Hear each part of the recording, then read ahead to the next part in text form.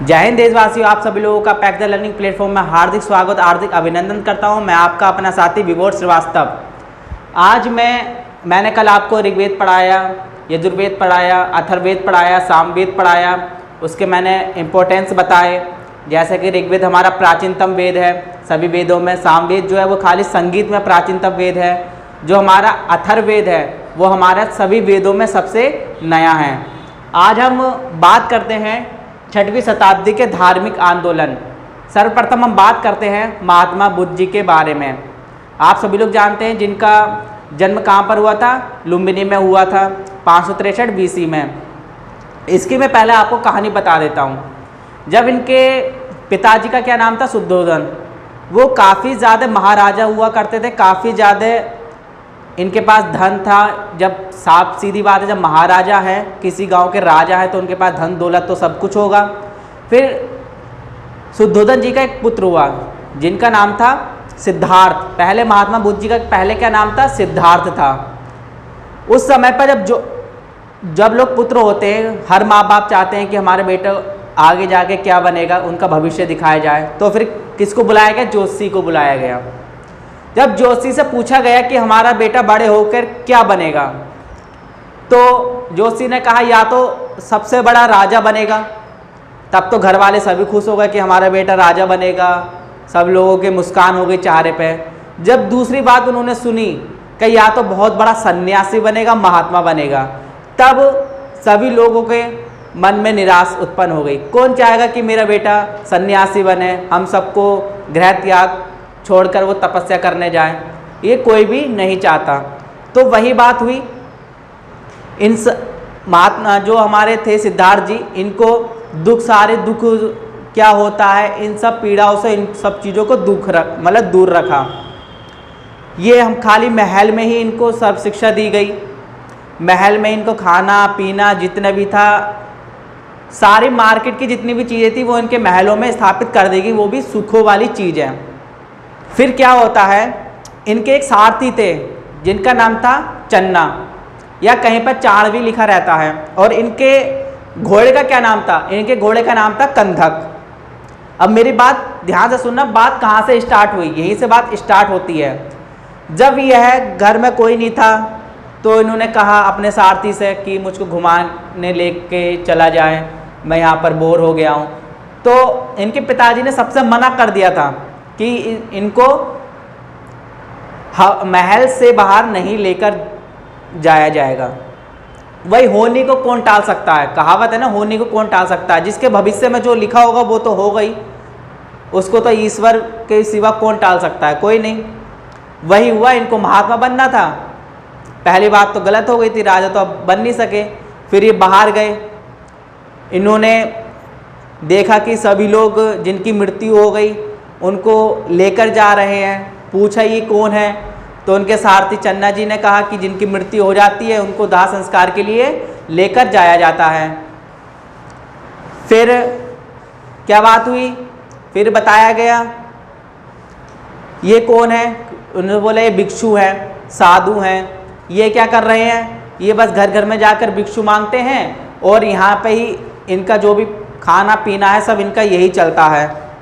कि अच्छा। फिर इन्होंने एक बीमार व्यक्ति को देखा, पीड़ित व्यक्ति को देखा। जब सब देखा, इनको पता कि हाँ संसार में दुख नाम की कोई चीज़ भी है। फिर इन्होंने सब कुछ देखने के बाद जब इन्होंने साधु को देखा तो उनको सबसे प्रिय लाइफ उनकी वही लगी, जीवन। फिर उन्होंने सारथी से, चन्ना जी से पूछा क्या मेरे साथ भी यही होगा? चन्ना जी ने कहा हाँ आपके साथ भी यही होगा, मेरे साथ भी यही होगा, सबके साथ यही होगा। तब इन्होंने कहा कि बताओ संसार में दुख भी है। तो फिर इन्होंने सब कुछ छोड़कर फिर इनकी शादी भी कर दी गई कि चलो इनकी शादी कर देते हैं। शादी की, फिर इनके पुत्र हुआ राहुल। उनके बाद इनका मन नहीं लगा। फिर यह इनकी माता जी की भी मृत्यु हो गई थी। जब ये 7 दिन बाद इनकी माता जी की मृत्यु हो गई थी। फिर इन्होंने घर द्वार सब छोड़कर ये तपस्या करने चले गए। पहली बार जब इन्होंने तपस्या करी, स्टार्टिंग में तपस्या करना, सारे सुख सुविधाओं को छोड़कर जो व्यक्ति जंगल में जाएगा परेशानी तो होगी। फिर उन्हें तपस्या करी, चावल खाया करते थे, ये खीर खाया करते थे, फल फ्रूट्स खाया करते थे। तो ब्राह्मण बोली तुम कर क्या रहे हो? ये कह मैं तपस्या ऐसे थोड़ी नहीं की जाती, आप सब कुछ खा रहे हो। इसमें निर्जल रहा जाता, कुछ ना खाया जाता ना कुछ पिया जाता। फिर बोले अच्छा।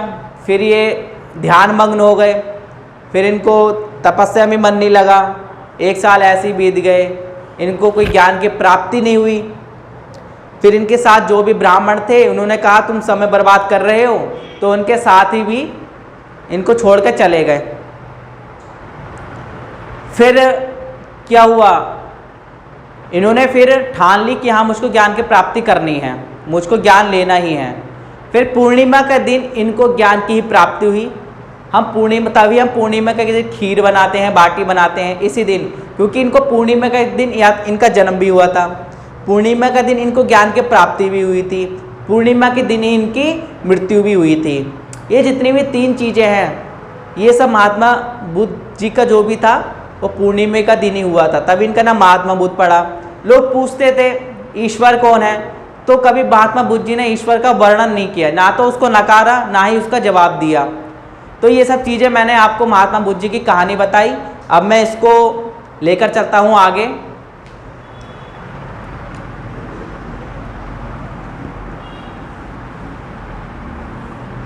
इनके जन्म के बारे में बताते हैं।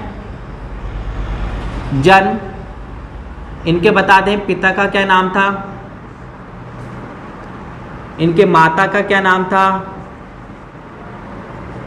इनकी मौसी का क्या नाम था। क्योंकि इनका आलन पालन पोषण जो किया था किसने किया था? मौसी जी ने ही किया था। इनके सारथी का क्या नाम था, इनके घोड़े का क्या नाम था, इन चीज़ों के बारे में चर्चा करते हैं। हम बात करते हैं जन्म के बारे में। इनका जन्म 563 BC में नेपाल के कपिलवस्तु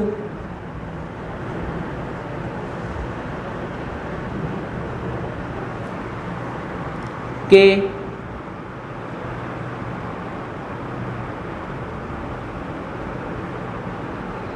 लुम्बिनी नामक ग्राम में हुआ था। हम बात करते हैं इनके पिताजी की। इनके पिताजी का नाम था शुद्धोधन।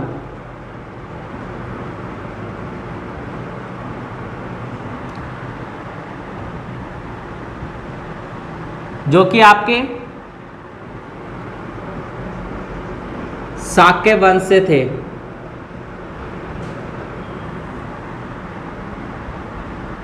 फिर इनकी माता का नाम आता है महामाया।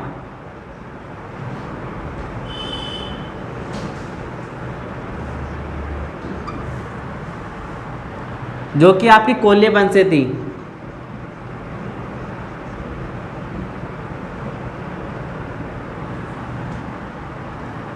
और सिद्धार्थ के 7वें दिन इनकी मृत्यु हो गई थी।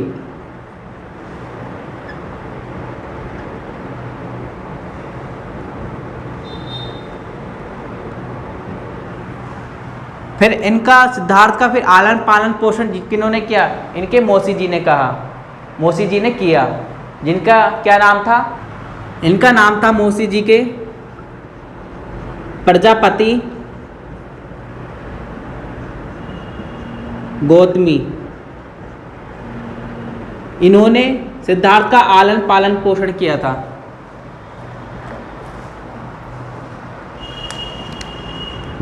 इन्होंने ही आलन पालन किया था।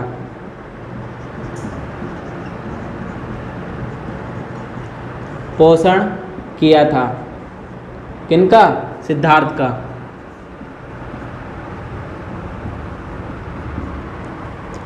और यही आपकी पहली शिष्य बनेंगी। आगे जाकर मैं बताऊंगा यही आपकी महात्मा बुद्ध जी की पहली शिष्य ही बनेगी, क्योंकि इन्होंने ही पहले ज्ञान लिया था। इनके सारथी का नाम जानते हैं? इनके सारथी का नाम था चन्ना, या कहीं पर आपको चाण मिलेगा। और इनके घोड़े का नाम था कंधक। क्वेश्चन पूछ लेता है कि महात्मा बुद्ध जी के जो सिद्धार्थ थे उनके घोड़े का क्या नाम था? कंधक था। ये मैंने आपको कुछ बेसिक सी चीज़ें बताई। और जो सिद्धार्थ थे, मैं किसके बारे में बता रहा हूँ? ये महात्मा बुद्ध।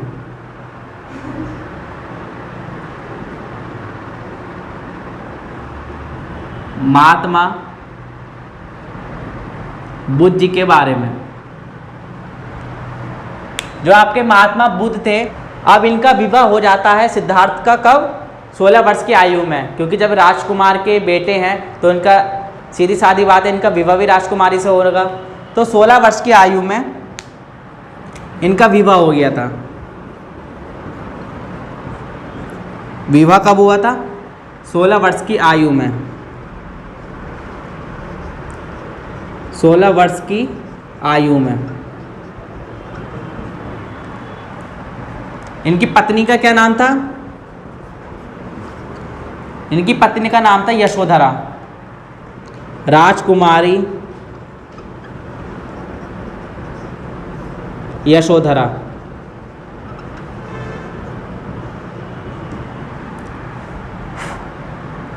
फिर इनका पुत्र हुआ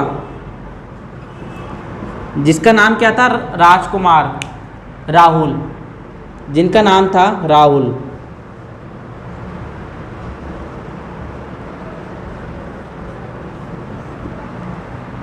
ये सभी चीज होने के बाद 29 वर्ष की आयु में इन्होंने गृह त्याग कर दिया। मैंने क्या बताया? 29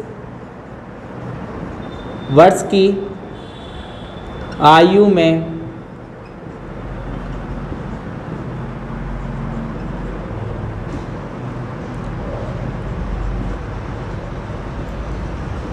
सिद्धार्थ ने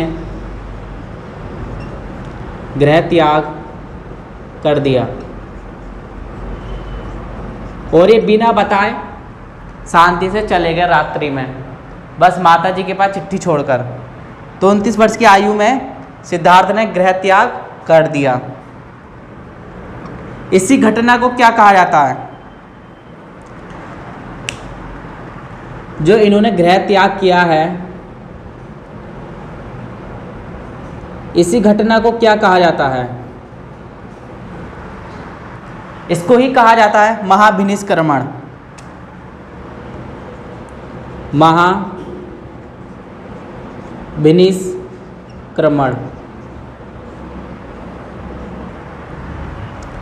29 वर्ष की आयु में सिद्धार्थ ने क्या करा? गृह त्याग कर दिया। और इसी घटना को क्या कहा जाता है? महाभिनिष्क्रमण। अब क्वेश्चन आता है कि गृह त्याग आखिर करा क्यों? जैसे आप लोग सभी लोग पूछते हैं, भैया आपने लंदन में क्या कर रहे हो? आपने लंदन में क्यों आए? आपने घर क्यों छोड़ा? आप क्या जवाब दोगे? भाई हम पढ़ाई लिखाई के लिए, हमारा एंट्रेंस एग्ज़ाम निकला था, इस उद्देश्य से हम यहाँ पर रह रहे हैं। किसी न किसी का उद्देश्य होता है। तो आखिर जो मैंने लिखवाया है, आखिरकार इन्होंने गृह त्याग करा क्यों? तो सत्य की खोज के लिए। कारण क्या था इनका गृह त्याग का? कारण सत्य की खोज के लिए।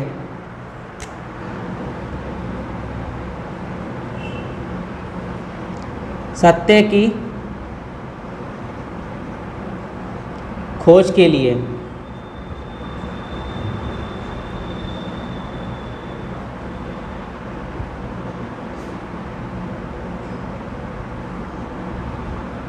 सत्य की खोज के लिए इन्होंने क्या किया? गृह त्याग कर दिया।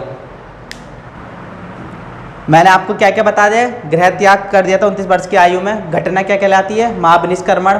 कारण सत्य की खोज के लिए। अब बौद्ध साहित्य में मिलता है, एक नदी का जिक्र है बौद्ध साहित्य में। उस नदी का क्या नाम है? अनुमा नदी।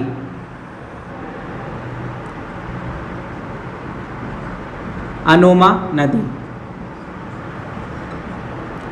जब ये घर त्याग कर रहे थे, अनोमा नदी को तो पैदल तो पार करेंगे नहीं, तो इन्होंने अपने घोड़े के साथ इसको पार किया था। यहीं से ही इन्होंने सन्यासी ग्रहण कर लिया था। अपने जितने भी राजा के वस्त्र थे, मुकुट थे, और आपका जितने भी हीरे के कवच थे, इनको सोने के कवच थे, सबको इन्होंने वहाँ पर ही फेंक दिया था। जब अनोमा नदी किसके सहारे पार किया था? अपने घोड़े कंधक,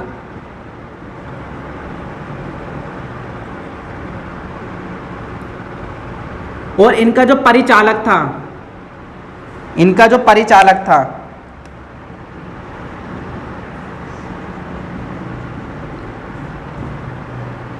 छंदक। इन दोनों की मदद से, घोड़े की मदद से कंदक और अपने परिचालक छंदक की मदद से इन्होंने अनोमा नदी पर ही संन्यास ग्रहण कर लिया था। जितने भी अब इनके वस्त्र थे, इन्होंने सबको त्याग दिया था वहीं से ही। और इसमें एक इम्पोर्टेंट बात और होती है, जैसे कि मैंने बताया अनोमा नदी में घोड़े के सहारे कंदक नाम था, परिचालक कौन थे? छंदक। इन्होंने यहाँ पे अपने राष्ट्रीय वस्त्र को त्याग दिया, और सबसे इम्पोर्टेंट में इन्होंने अपने केस को भी यहाँ पर ही काट दिया था। एक इन्होंने पूरा यहाँ से सन्यासी जीवन पूरा धारण कर लिया था। इन्होंने अपने केस मतलब होते हैं बाल को भी इन्होंने काट दिया था। यहीं से ही पूरा सन्यासी जीवन व्यतीत करने लगे थे। इनका इतना बड़ा त्याग जो कि पूरा विश्व महात्मा बुद्ध के नाम से जाना जाता है। अब आगे बात करते हैं। 35 वर्ष की आयु में ही इनको अब क्या हुआ? 35 वर्ष की आयु में, 35 वर्ष की आयु में उर्वेला नामक स्थान पर, उरुवेला नामक स्थान पर पीपल वृक्ष के नीचे, कौन सा वृक्ष था? पीपल वृक्ष के नीचे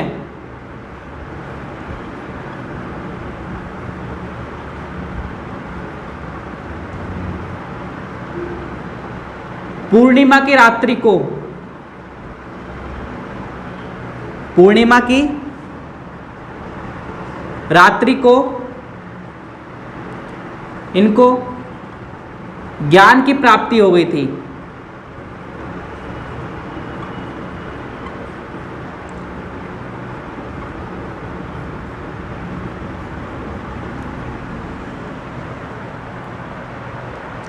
ये मैंने आपको महात्मा बुद्ध जी के बारे में बताया।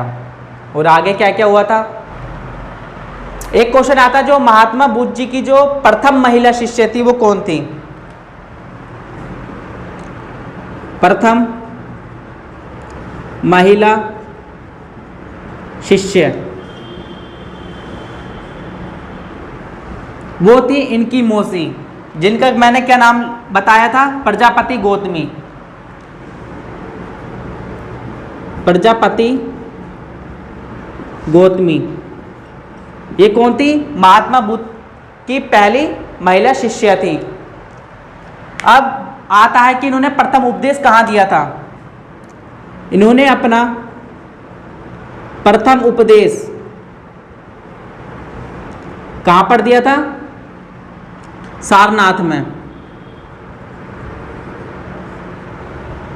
जो कि आपका कहाँ पड़ता है? बनारस में। आप जब बनारस जाओगे तो आप जरूर सारनाथ घूमना, वहाँ पे काफ़ी अच्छा महात्मा बुद्ध जी का मंदिर बना हुआ है। बहुत ही वहाँ पे शांति लगती है, वहाँ पे लगता है कि हाँ मतलब अलग ही फील आता है कि हम कहीं पर हैं। तो आप जब भी बनारस जाना, सारनाथ जरूर घूमना, वहाँ पे देखना महात्मा बुद्ध जी का कितना अच्छा मूर्ति बनी है। आपको लगेगा कि हाँ हम भी तपस्या करना स्टार्ट कर दें। वहाँ पे अलग ही ऐसा स्ट्रक्चर बना हुआ है, बहुत ही शांति फील होती है। तो पहली महिला शिष्या कौन थी? प्रजापति गौतमी। और प्रथम उपदेश कहाँ पर दिया था? सारनाथ। ये कहाँ पर है? आपके बनारस में स्थित है। अब महात्मा बुद्ध जी की मृत्यु कब हो गई थी? इनकी मृत्यु हो गई थी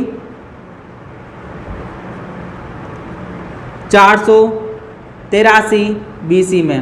कहाँ पर? कुशीनगर।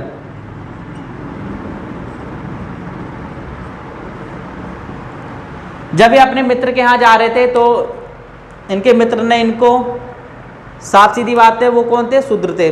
शूद्र क्या खाते हैं? सुअर वुअर का मांस जरूर खाते हैं। तो इन्होंने महात्मा बुद्ध जी को सुअर का मांस खिला दिया था, वो इसको डाइजेस्ट नहीं कर पाए।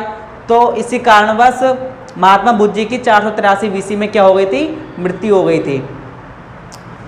किनकी हो गई थी? महात्मा बुद्ध जी की, महात्मा बुद्ध।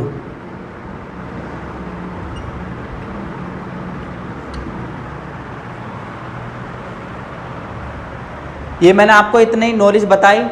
जन्म, पिता का नाम, माता जी का नाम क्या था? महामाया था, जो कि कोल्य वंश से थी। सिद्धार्थ के 7वें दिन इनकी मृत्यु हो गई थी। पिताजी का नाम शुद्धोधन था, शाक्य वंश से थे। और जन्म 563 BC में नेपाल के कपिलवस्तु लुम्बिनी नामक ग्राम में हुआ था। ये कौन थे? क्षत्रिय थे आपके महात्मा बुद्ध। मौसी प्रजापति गौतमी थी, इनका इन्होंने पालन पोषण किया था सिद्धार्थ का। सारथी कौन थे? चन्ना या चाण थे। घोड़े का नाम था कंधक। विवाह 16 वर्ष की आयु में ही हो गया था। किससे हुआ था? राजकुमारी यशोधरा से। और पुत्र का क्या नाम था इनके? राहुल। 29 वर्ष की आयु में ही सिद्धार्थ ने गृह त्याग कर दिया था।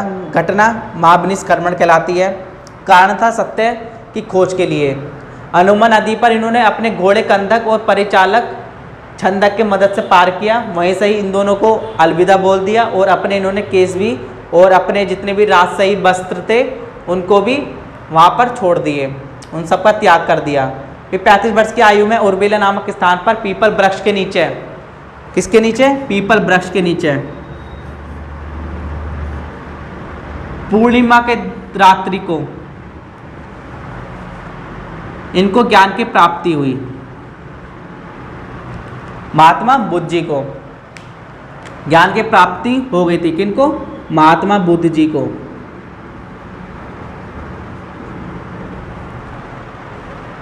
और जो आपकी जो ज्ञान की प्राप्ति है, यही आपकी क्या कहलाता? संबोधि।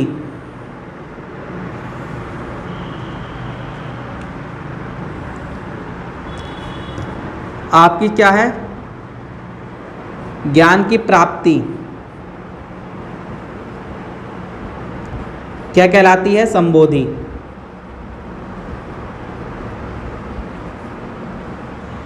जैसा आपका गृह त्याग क्या कहलाता है? महाविनिष्क्रमण।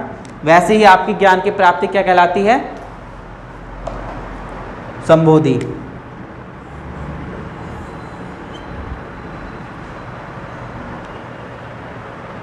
और जब इन्होंने प्रथम उपदेश दिया था सारनाथ में, तो इसी घटना को क्या बोलते हैं? प्रथम उपदेश की घटना।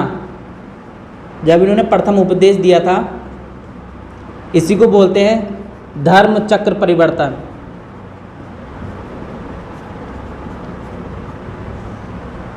गृह त्याग की घटना महाविनिष्क्रमण, ज्ञान की प्राप्ति क्या कहलाती है? संबोधि। और प्रथम उपदेश की घटना धर्म चक्र परिवर्तन कहलाती है। और आपका जो देहांत है वो क्या कहलाता है?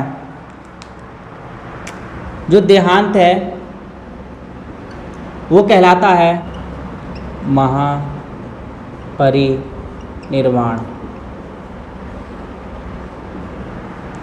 प्रथम उपदेश क्या कहलाता है? धर्मचक्र परिवर्तन। देहांत महापरिनिर्वाण कहलाता है। ज्ञान की प्राप्ति संबोधि कहलाता है। और आपका गृह त्याग सत्य की खोज के लिए निकले थे, महाविनिष्क्रमण कहलाता है। ये बहुत बहुत इंपॉर्टेंट क्वेश्चन है जो कि आता है। एक तो ज्ञान गृह त्याग की घटना को क्या बोलते हैं? महाविनिष्क्रमण। और ज्ञान की प्राप्ति को क्या बोलते हैं? संबोधि। प्रथम उपदेश को क्या बोलते हैं? धर्मचक्र परिवर्तन। और देहांत को महापरिनिर्वाण। और एक क्वेश्चन आता है कि महात्मा बुद्ध जी ने प्रथम शिक्षा किससे ली थी? तो राजगृह में ली थी प्रथम शिक्षा। वो भी किससे ली थी? अलाम कलाम से।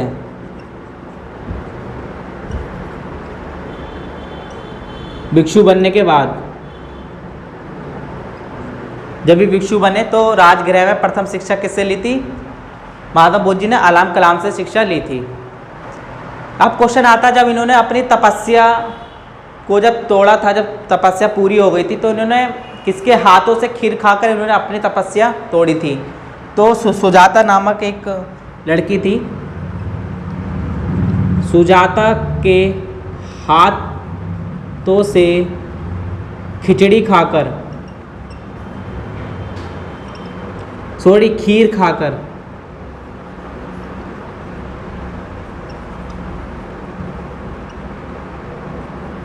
महात्मा बुद्ध जी ने अपने तपस्या को पूर्ण किया था। पूर्ण किया था या फिर समापन किया था, क्योंकि तोड़ना एक अलग वर्ड हो जाता है। तो महात्मा बुद्ध जी ने सुजाता के हाथों से खीर खाकर अपने तपस्या को पूर्ण किया था या फिर समापन किया था। मैंने आपको क्या क्या बता दिया था? जन्म के बारे में बता दिया था। 563 BC में नेपाल के कपिलवस्तु के लुम्बिनी नामक ग्राम में हुआ था। ये जो आपके क्षत्रिय थे, जो आपके महात्मा बुद्ध जी थे। फिर मैंने आपको इंपॉर्टेंट फैक्ट्स बताए थे। गृह त्याग की घटना क्या कहलाती है? महाविनिष्क्रमण, सत्य की खोज के लिए गए थे। अनुमा नदी में इन्होंने अपने घोड़े कंधक और परिचालक छंदक को विदा कर दिया था वहाँ से ही, और इन्होंने अपने केस काट दिए थे। फिर वहाँ से इन्होंने सन्यासी जीवन ग्रहण कर लिया था। कौन सा जीवन ग्रहण कर लिया था? सन्यासी जीवन।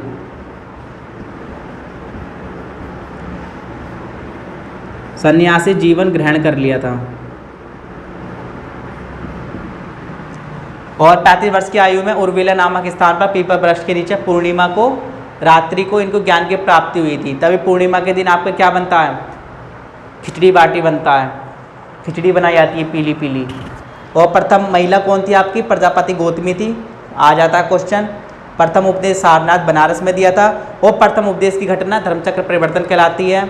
और मृत्यु 483 BC में हो गया था कि कुशीनगर में। और ये मृत्यु उनकी देहांत क्या कहलाती है? महापरिनिर्वाण। और ज्ञान की प्राप्ति संबोधि कहलाती है। और राजगृह में इन्होंने प्रथम शिक्षा किससे ली थी? अलाम कलाम से शिक्षा ली थी इन्होंने, भिक्षु बनकर। और सुजाता के हाथों से खीर खाकर महात्मा बुद्ध जी ने अपने तपस्या को पूर्ण किया था। हम कल नेक्स्ट क्लास में अष्टांगिक मार्ग पढ़ेंगे। और इन्होंने अपने प्रथम उपदेश में दुख क्या है, दुखों का कारण क्या है, कैसे कंट्रोल करना चाहिए, उन विशेषताओं पर इन्होंने चर्चा की महात्मा बुद्ध जी के बारे में। यदि आपको मेरी वीडियो अच्छी लगी हो तो लाइक एंड सब्सक्राइब करना। जय हिंद, जय भारत।